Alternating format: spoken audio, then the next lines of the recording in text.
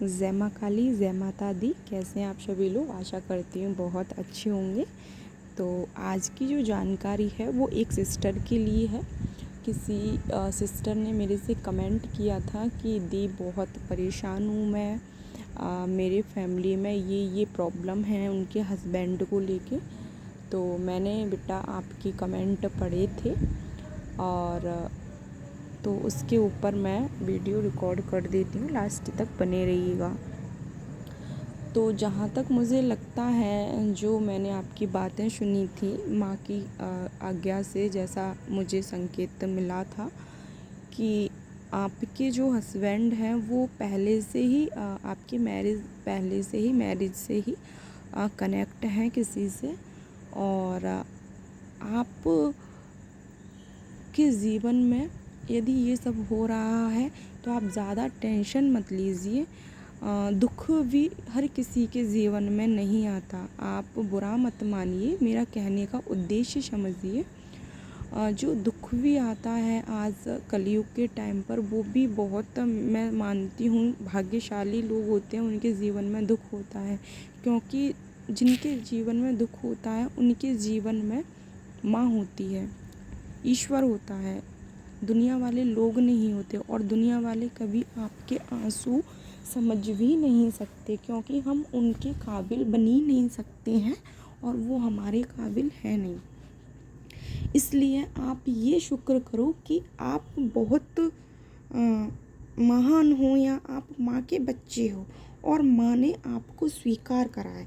तो सबसे पहले सारी टेंशन बाधा को आप यहाँ ख़त्म कर दीजिए और माँ की चरण पकड़ लीजिए। ये समझ लीजिए कि आपका पिछले जन्मों का कुछ माँ से संबंध है, और कुछ लोग आपके पिछले जन्म में ऐसे थे जहाँ गलत हुआ था तो आपके साथ हो रहा है।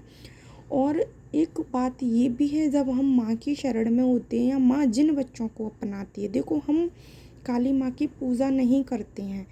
मैं नहीं मानती कि मैं काली माँ की पूजा करना शुरू किया है, मुझे माँ संकेत देती है। मैं तो मानती हूँ माँ ने मुझे अपनाया है। और माँ कब अपनाती है, हमें माँ पर कब भरोसा होता है, जब हमारे जीवन में दुख आता है, परेशानी आती है। तो सबसे पहले आप ये मानिए बेटा। तो आप माँ की शरण में छोड़ दीजिए और आप माँ का जाप करना शुरू कर दीजिए। माँ कालिका के नाम का जाप करो। आपको माँ मार्ग दिखाएगी, माँ स्वप्न के माध्यम से या संकेत के माध्यम से माँ आपसे जुड़ना चाहेगी।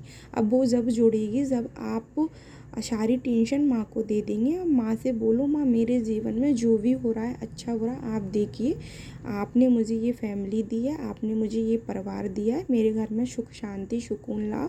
और मुझे अब आप अपना लिया है तो अब आप पूरी तरीके से मुझे अपना लो, और मेरे घर में जितने भी गलत काम हो रहे हैं या नेगेटिविटी है उसका समापन करो।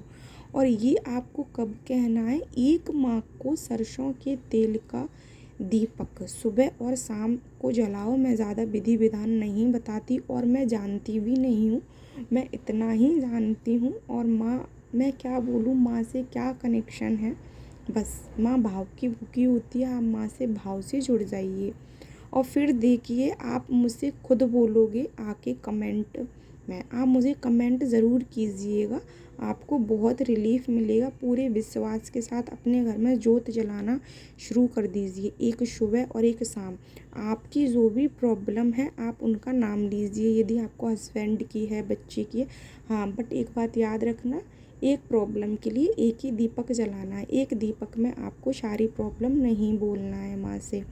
और माँ पर छोड़ दीजिए, माँ सब आपकी मनोकामना पूरी करेगी। और सही समय का इंतज़ार कीजिए, माँ परीक्षा ले रही है कहीं ना कहीं और लेती भी है।